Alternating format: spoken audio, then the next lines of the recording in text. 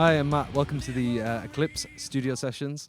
Today we're in with the local rock band from Dubai, alternative rock band, Hazard of the Dice. So we've got an awesome band for you lined up today. Before we get any further, should we get the band to maybe go around and introduce themselves for everyone? Should we start with Musa?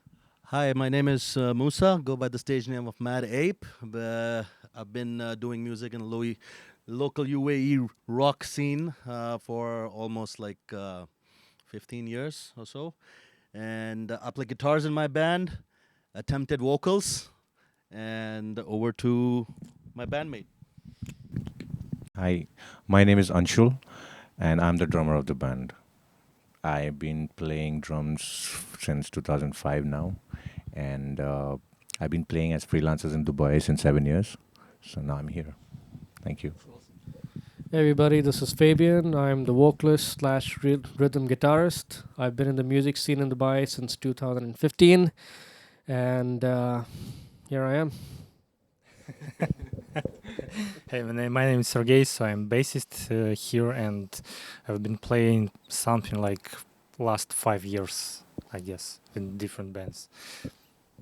Awesome, that's wicked. Well, it's nice to meet you all in person, and we're going to hear a couple of Hazard of the Dice's songs later on today.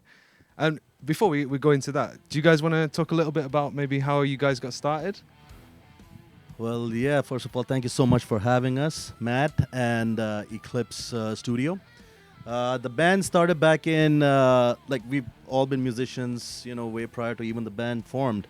So it actually came into existence with Fabian and myself, and we just knew each other in the local scene but hadn't played together as much. So I reached out to Fabian with a couple of other musicians that I had known of. I was already, playing around the circuit with them. Pandemic had hit and we had nothing to do. A lot of people had, just gone probably back home. They were stuck. They basically just could not, pursue music, continue music. So we somehow reached out to Fabian, and back then we had a different set of drummer and bassist. Those artists, they're still there in the scene. And so upon reaching Fabian, he said, okay, I've got a couple of skill sets going on, got my own stuff going on and everything. So fast forward, we got together under, the warehouses, and we came across with, a common factor of a few covers, and then started writing some stuff back in the days. Members, they kept going in and out, the bass and the drums and everything, but Fabian and I, we, stuck to our roots, stuck together. So after that, then fast forward again, came a couple of gigs. We did a couple of, a lot of tier one battles in the region. Awesome. We played a couple of good shows, a couple of big stages all across. Not gonna name them, copyright stuff. I don't want them come running across and claiming, monetary benefits. But yeah. Unless they want to pay us, then that's all right. Unless they want to, Eclipze Studio, unless they want to, fund us, support local musicians. That's the one. That's the one. And shout out to our friend Joey from Eclipze, though. So he's behind the camera. Yeah. Give us a wave, Joe. Hey, Joey. Everybody say hi, Joey. Yeah. So back to the story. Yes, that's how Fabian and I, we stuck together. We kind of saw a couple of musicians coming in and going out. So we had our other acts, other bands that we were, part of. He was fronting another band. Awesome. And then I had another band. And then we kind of because we wanted to take it somewhere with our band, Hazard of the Dice. So we were like, okay, let's start it again. Let's start with some new musicians in the circuit. Came across with Sergey. So awesome gentleman, been a true fan of his playing, a lot. I've seen him develop and seen him play with other known musicians in the circuit. Awesome, yeah. And Anshul already, he on drums, he's already a big name. People know of who he is in our circuit. We respect him a lot. So Don't be shy, true Anshul. true love, bro. Yeah. So I was I had to request these guys, so if they could just join us, and if we have a common factor together, if we got similar sounds of what Fabian and I write. And if they would be okay to, participate and have this coalition, take it forward. That's cool. So it's like a kind of amalgamation of multiple Absolutely bands. That's really great. fast forward, this is where we are. So we know our roles, we know what we have to bring into the band, we know like what our limits are, what our capabilities are as Yeah. musicians, and here we are, and we are once again thankful to you, Matt, and Eclipse Studios to have We're us. very over lucky here. to have you here. Thank you guys for coming down. Can I ask also, Musa, you said your stage name was Mad Ape, is that right? That's right, Matt That's Ape. awesome. Where did that come from? There's got to be a So, story there. way back in the days, it was I had a brand that I had come up with, spoof shirts with Right. messages and all that. But my own personal business that I wanted to, entrepreneurship that I wanted to start, but I didn't, pay much attention to that because then got into, other stuff in life. Life happened. Yeah. So that is where the label of my garment was Mad Ape. Awesome. So I use that as on the side, I'm a gamer as well. I do a couple of Twitch streams and everything, Oh, and I wow, test wicked. games, and I do. So that is what my gamer tag is, Mad Ape, and that's my stage name as well. So you can find me on my social media handles are Mad Ape all across. Brilliant. Check it out. Mad Ape on Twitch.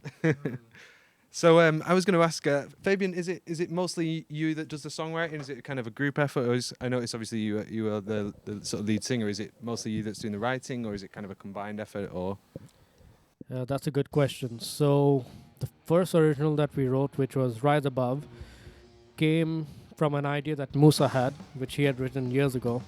And then we sat down, toyed around with it, and then late night I was sitting with my laptop and I had a Focusrite plugged in, and I was just playing around and came up with ideas about the riff, pass it on to Musa, and then that's how we have the entire song. And the second song, which is Fire Away, that is entirely Musa's brainchild. right, awesome. Yeah, that's from start to finish. Lyrics, yes, that is something we have worked on as well together. But yeah, Awesome. but again, it's ideas from Musa that have come that we've been able to build upon.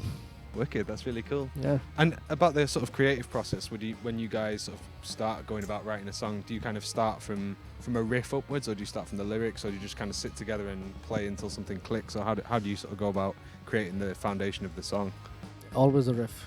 Or is the riff first? Yeah, like even Rise Above was a simple 3-chord riff that he was playing on the acoustic guitar, which was actually a much slower song. Right, It was a really slow song, right, cool. and then turned out to be something about 105, 103 BPM. we're still Fair to say it kinda gambling amped on up a it. bit, yeah. 103, Yeah. 105. Yeah. Right. Yeah. Yeah. So That's for Anshul to talk about. Like, well, if it's 103, it's 105. yeah. Awesome. That's really cool. Yeah, great. So, guys, who would you say is the sort of main influences that you guys have that sort of kind of brought your style together into your sort of the music that you're making now? Who would you say is your main band influences or musician influences? Basically, thank you. I'm not my thing, to be this mic. So basically, quite complicated question because so many bands and so many genre, especially these days. So it's like you can open YouTube or Apple Music, and you can endlessly explore and see absolutely and hear absolutely different styles of music and so on, so on, so on. So of course it's classic rock. Of course it's like new metal stuff, like our childhood, let's say. Yeah. New stuff. So we just trying to play like something from classic and make it maybe more heavier, let's say, because I think everyone here prefer to play something very extremely heavy, but we all understand it's maybe not so easy on the stage because not everyone in the crowd ready for that. That's Yeah. so we're trying like find the like something Target audience kind of thing. thing, yeah. Kind of thing. Awesome. Yeah. Right. And how about you, Fabian? Have you got any specific influences in terms of bands or? Well, I have a lot of influences thanks to my dad, because I'm into music because of him, and so I take influences from as old as John Denver Right. Wow. to Awesome. Daniel O'Donnell, who's an Irish singer. Oh, right. Yeah, Wow. very old. It's quite a spectrum then. Yes, definitely. Elvis, of course, that's my most favorite. Then Eagles, which is the band that actually got me into music because of him, Wow. all the way to Alter Bridge and Creed, I would Right. say.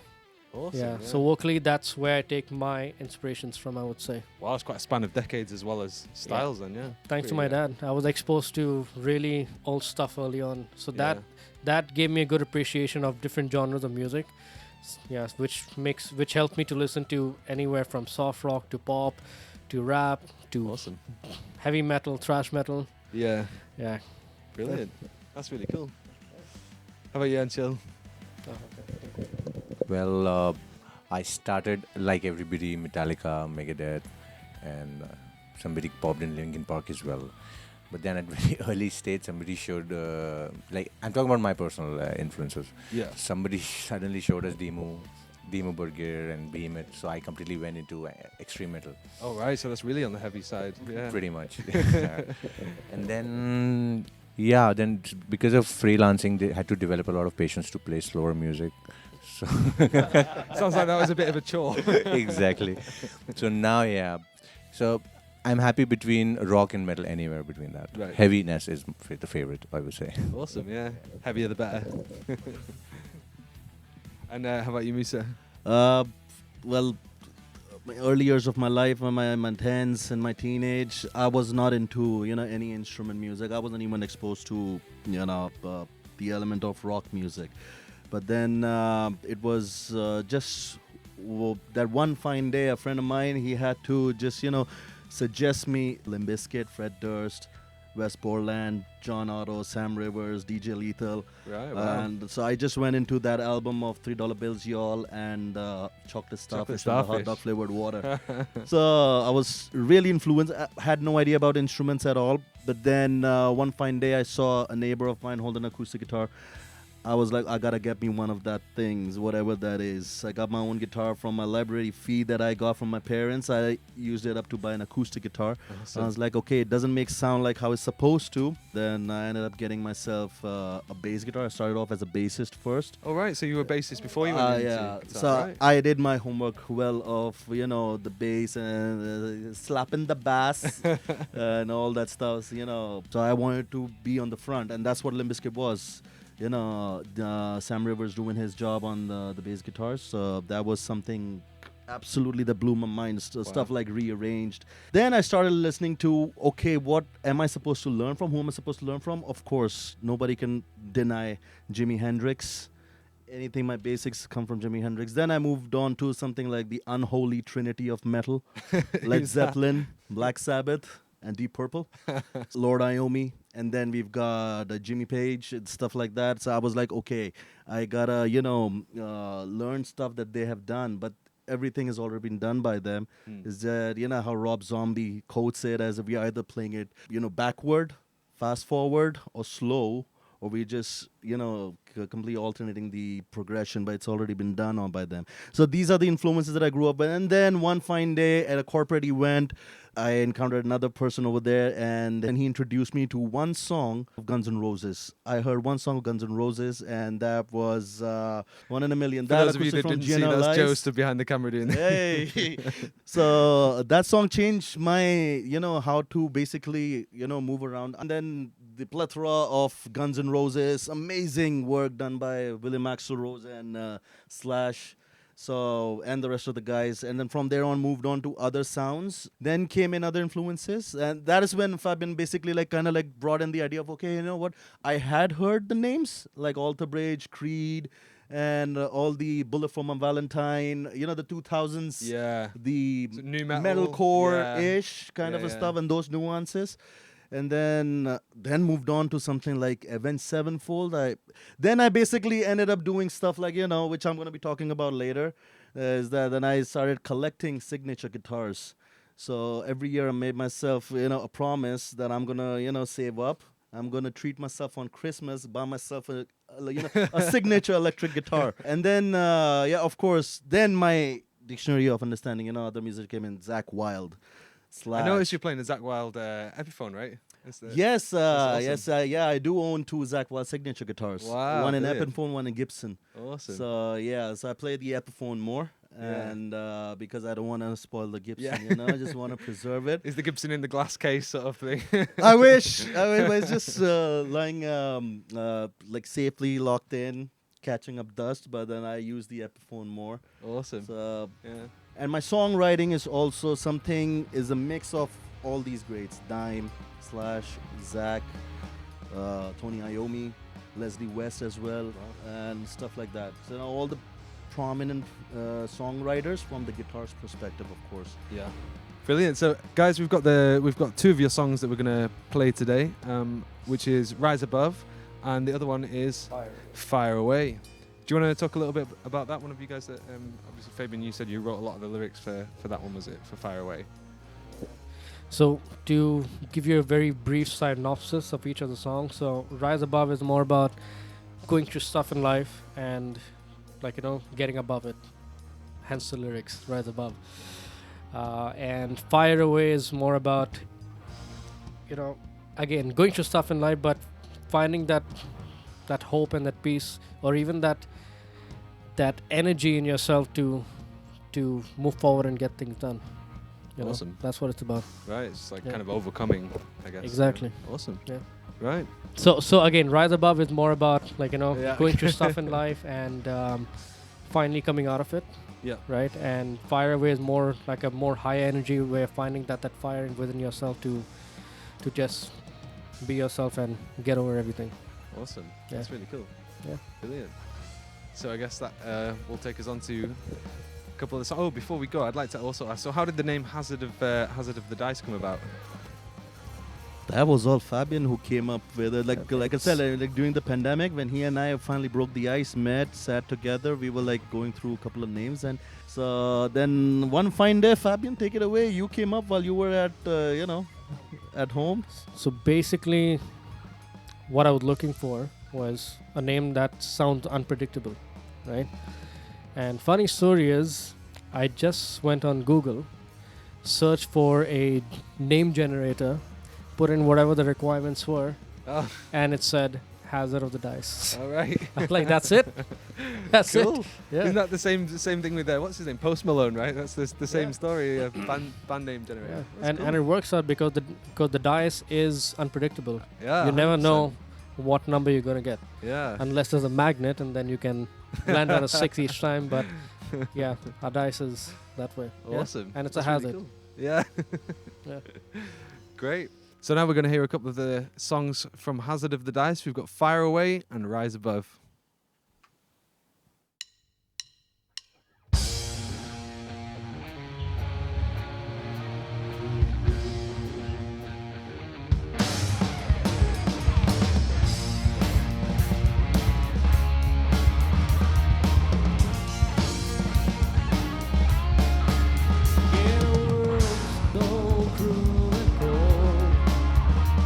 Heavy spirits alone.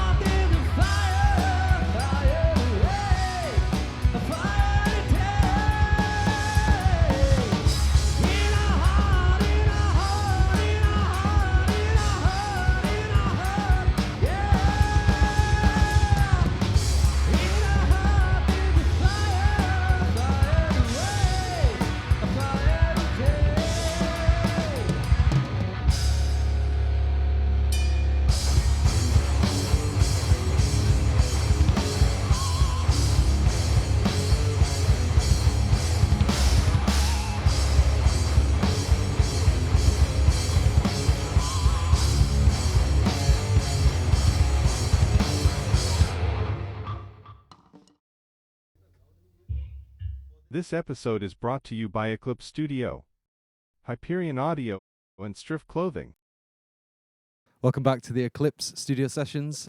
We've got Hazard of the Dice with us again, so we're going to talk a little bit now in this segment about the gear that we use, or that the guys use, to get that signature Hazard of the Dice sound. So, Musa, should we start with you? Yeah, certainly. My go-to, the battle axe, as I would call it. Yeah, it's a signature Epiphone Zach Wild guitar with my 85, 81 EMGs on it, and the active pickups, battery operated, of course, volume, tones, three-way toggle switch. I've got my tens up to 52 on my strings. It is, it's like really throaty, thick cuppy sound that I really like on my guitar tones. And it goes into the expression pedal. I've got a signature / wah pedal. And it is also, an active wah pedal, Dunlop Crybaby. And And how does that differ to the kind of the standard warp, like the standard Dunlop? the standard Crybaby pedal is it's just an expression pedal. You just punch it in, and it gets activated, and you just get the classic Crybaby, the wah sound, wah wah wah. But whereas on this / signature model, it's got a second expression. Like upon activating the pedal, there is you could say a signature distortion of slash that comes in. So I can just tap it as an active or passive.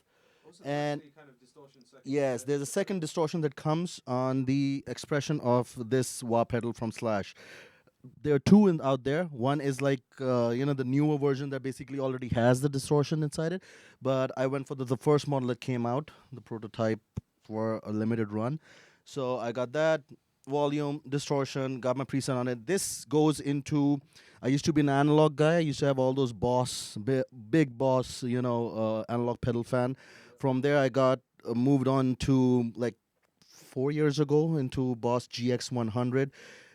This is basically the back then, 3-4 years back, that got introduced by Boss GX100. It's the back then I think, and don't quote me, is this was the the talk of the town. A pedal board. The digital processor with a touch screen on it.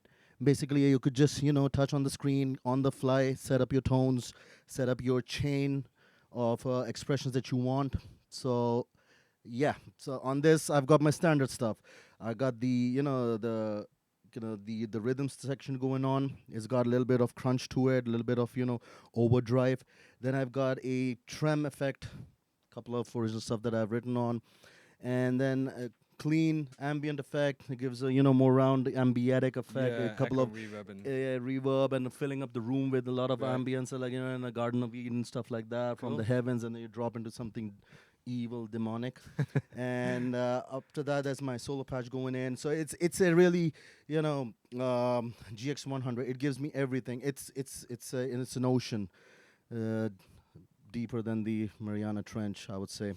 So it's got everything inside it. It does justice to it. It's just on the fly. I've got my presets on it. It's got own sets on it.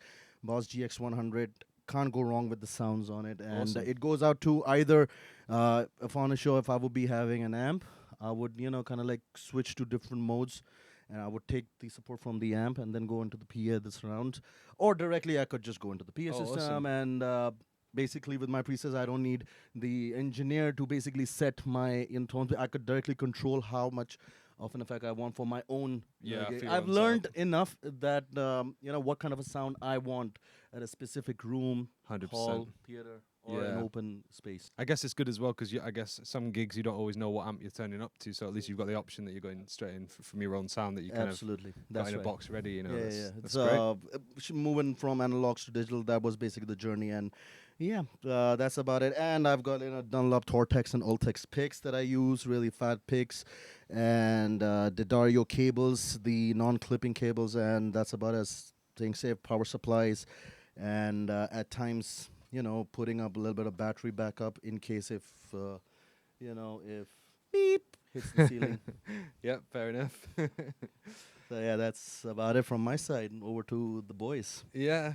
Antil, so in terms of drum setup, obviously we're in the Eclipse studio today, so we've got the big Joey setup, the big dog setup with Yeah, a the million dream. I call million it the symbols dream there. setup over here. It's a bit of a beast, this one, isn't it? So we've got a pearl setup here. Yeah. In terms of like your own kit, what is there any specific gear that you like? You were talking about earlier about a certain set of double pedals and stuff that. Well, Suitability? I have been using, like in India, I've been using Pearl Master Series as a drum kit. Awesome. And earlier I was using Tama Speed Cobra double bass, but it was chain drive. Then I Right. switched now around 4 years ago. I switched to Demon Drive Pearl, and yeah, I love Joey that. likes that one. And the best part about that is it's a direct drive, so there's a very almost negligible lag between the pedal. Right. Oh yeah. Oh, dualist you have. Oh, that's sick, bro. I've been having I've been having my own on that. But if to talk, I've been trying to save up since a long time. I've been trying to save up for my favorite dream pedals. They're called Saki Copitos. Right. So you have to get them custom made. They don't sell it like that. Wow. So yeah. In cymbals, I am a big fan of Minor Dark series Right. for Miner's the awesome. rawness. And sticks, I prefer Promark. Pro Usually 5. Fives, So yeah. 5A, B, whatever. Right. But usually 5 Promark. Awesome. Yeah, That's that's about great. it. Yeah, minor cymbals. Usually in the gigs we do get, mostly we get Zilzans or Sabians. But yeah, but preferences are preferences. Awesome. And Cool. in terms of like your cymbal setup, like when you're doing a gig, I guess you have at least your 2 crashes. Do you usually take a lot of cymbals and splashes and stuff? Or are you kind of happy with just the basics? Bro, cymbals are never more. You are always crying for more cymbals. But yeah, if given a best case scenario, I would prefer two Chinas, one right on the left. Obviously, a massive, amazing Joey's produced. There's a massive bell on the right, and then yeah, then the basics setup like 2 crashes, 2 splash, and stuff like that. Awesome. That's great. Yeah. So Fabian, here is this is a Slash model, isn't it? This is oh, we need a mic. So this is a Epiphone Les Pauls. Is that the Slash model, right? Yeah, this is the signature Slash Epiphone. Now, I'm Awesome. traditionally a Fender guy, right? Because I like the blues and the rock and roll. Yeah. But given the music that we play, the Les Paul suits it better, to be honest. Right. Has a different feel to it as well. Is that mostly because the humbuckers or? The humbuckers, it's a different feel when you're playing it as well on the fretboard Yeah. as compared to the Fender. And it has a more slick sound, I would say. Yeah. Yeah. Other than that, I don't have a very complex setup as compared to Musa. I have this that I've been using for the last 6 years. Awesome. I've never used pedals. I've only used digital processors my whole life. Right. Started off with a Digitech. That was around 18 years ago. All right. Yeah. Yeah, moved to Line 6, which was very fancy at that time. And Yeah. one of the best pedals I've had, even better than this, to be honest. Right. Because that has a very special feature where if you're playing live, just with a click of a button, it makes everything amazing. Yeah, and makes the sound engineer's job a bit more easier as well. Yeah, but I've been using this, and if you see, there are 2 different names, Hard Rock. So this is a sound that Musa and myself created specifically for our songs, to ensure that we both sound the same. We're not using a different kind of distortion. Ah, okay. So your patches are kind of matched up. Yes. Yeah, that Awesome, is right? identical. Yeah, so in that way, it sounds almost the same, Right. and there's no difference in any kind of effects. Right. So that's going for a kind of layering type thing. Exactly. Yeah. Make it sound Exactly. thicker So it and- comes very helpful when you're playing rhythm, especially like whenever I'm complimenting Musa on his solos, Yeah. it makes all the difference. Awesome. That's Yeah. cool. And what sort of gauge have you got on that? Was that? Are you on I 10s as well, or? believe I don't remember. I think this is a 10, same as Musa's, if I'm not mistaken. 1046. Yeah, 1046. It's the Awesome. same heavy. I'm I- 1042. He's 1046. Yeah. Right. I'm normally a 9, but when I switched to 10, I was like, this is much better. Yeah. Thicker sound. Yeah. Yeah. And that's it. Awesome. Yeah. That's really cool color, by the way. Do you know what the color's called? That's wicked. The what? The color. Seems more like, I would say maybe demon green or Yeah. something like that. Yeah. That's very It's cool. the slithering, the slithery green. Slithery green. I Slithery, like you know, it. slash. Slytherin. Slithery slash green. Yeah. Cool. Awesome. Sergey, the ace Yeah. on the bass. What are we playing? Yeah, basically I'm using Fender P bass. This is special edition of the 75 years of the band. Wow, brand, gold sorry. hardware as well. Look at that. Yeah, USA. I don't know what to say. It's like classic.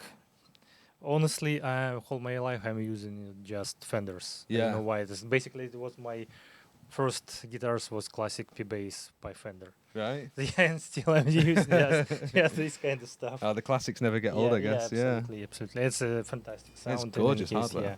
Yeah. And strings, just the Dario again all my life. Awesome. And is that I forgot what I was going to say. That is that American Fender or is it Yeah, Mexican? yeah. Oh wow. I was hoping like okay, you're gonna ask this question. Is it the Mexican? Oh, it's No, the no, no. American. The Fender snobbery coming out. Yeah, for sure. No, yeah. I bought it like maybe 3-4 years ago. It was still perfect. Awesome. It's absolutely beautiful. Yeah. And what about Sure. gear wise? So this is Hoton, is so it? so far it's my device Ampere 2 and it's quite new. I would say I using it like maybe for last half a year, I guess, something like that. Absolutely happy because it's super powerful stuff and compact at the same time. Usually I'm using like clean tone, distortion, and third pedal is less pitch shifter, usually like 1-2 tones down, which is super cool, super Oh, wow. useful on the stage. Yeah. So I don't need to change anything. I Just just thicken the bass up. So is it Yeah. like an octave type thing? or- not really. It's like proper pitch shifter. So, Right. Yeah. Awesome. So yeah, I can set like how many tones I wanna like. Oh right, so it's completely adjustable. How far you? absolutely, Oh yeah. right, wicked. So it's super cool stuff, and I don't know because guys all the time trying to, Yeah, to every change now and then, something, you know, so you I just press the button. Write a That's song it. or something, a whole tone down, half a tone down. Half Oh, a yeah, I yeah, got something it. like right, that. so you Yeah. can kind of switch to drop tunings, So, like that's right. all Okay, right, makes you sense. know, Yeah. The groove maker, he's the engineer on okay shifting. There we go. Yeah, absolutely. So Excellent. That's great. And it's an all digital lineup, guys, pretty much, isn't it? Apart from the wah pedal, we're all kind of digital on the front. That's awesome. Keeping up with the trend, yeah. Yeah. Wicked. I think that pretty much wraps it up for the gear section. I hope you guys enjoyed this segment, session 2 of Eclipse Studios studio sessions. I guess. Thank you so much, Matt, for having us. Thank you, Eclipse. Thank you, all, Joey. guys. Thank you, our friend over there. Thank you, Fritz. And other than that, yeah, thanks to our other partners, Dave from Hyperion Audio. Hi, Dave. Bye, Dave. So that's Hazard of the Dice. Hope you guys enjoyed the episode, and we'll catch you next time.